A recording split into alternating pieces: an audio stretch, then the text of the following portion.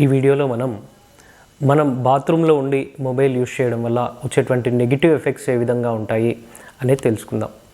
అయితే ఈ బాత్రూమ్ అనే దాన్ని మనం మెయిన్గా మన బట్టలపై, మన శరీరంపై ఉన్నటువంటి మురికిని క్లీన్ చేయడానికి, అదేవిధంగా మన శరీరంలో క్రియేట్ అయ్యేటువంటి వేస్టేజ్ని క్లియర్ చేసుకోవడానికి ఉపయోగిస్తూ ఉంటాం.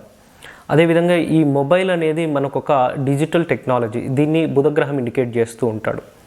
అయితే ఈ మొబైల్తో మనం మెయిన్గా చేసేటువంటి పని ఏంటంటే ఇతరులతో కమ్యూనికేట్ అవ్వడం. అంటే కాల్స్ రూపంలో కావచ్చు, చాట్స్ రూపంలో కావచ్చు. ఈ కమ్యూనికేషన్ అనే దాన్ని కూడా మనకు మెయిన్గా బుధగ్రహం ఇండికేట్ చేస్తూ ఉంటాడు. ఎప్పుడైతే ఈ బుధగ్రహం ఇండికేట్ చేసేటువంటి ఈ యొక్క డివైస్ని మనము బాత్రూంలో యూస్ చేయడం వల్ల, అంటే వేస్టేజ్ని క్లియర్ చేసేటువంటి బాత్రూంలో యూస్ చేయడం వల్ల మన యొక్క జాతకంలో బుధగ్రహం ఎఫ్లిక్ట్ అయ్యి మన యొక్క కమ్యూనికేషన్ స్కిల్స్ దెబ్బతినేటువంటి అవకాశం ఉంటుంది. అదేవిధంగా ఇతరులతో వేస్ట్ టాపిక్స్ మీద ఎక్కువగా మనం చర్చలు జరిపేటువంటి అవకాశం ఉంటుంది. మన కమ్యూనికేషన్ స్కిల్స్ ద్వారా మనకు వచ్చేటువంటి ఇన్కమ్ కంటే కూడా డబ్బు నష్టమే ఎక్కువగా పెరిగేటువంటి అవకాశం అనేది ఉంటుంది. అదేవిధంగా బుధుడు మనకు మెయిన్గా మన యొక్క మైండ్ని ఇండికేట్ చేస్తాడు కాబట్టి మన యొక్క బ్రెయిన్పై కూడా ఎక్కువగా ప్రెజర్ పడేటువంటి అవకాశం అనేది ఉంటుంది.